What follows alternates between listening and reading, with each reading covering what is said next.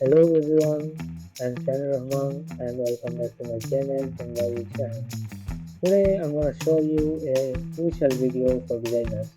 If you watch this video, I think this video will be helpful for your design. Firstly, you select your photos and then you search graphic paper and select this graphic paper and you adjust this paper. And then you again select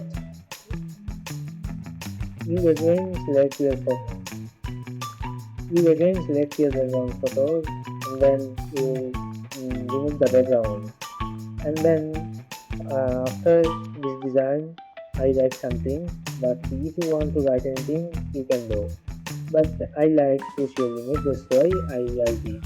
And below the push your limits I write some things about my design and then I select the shape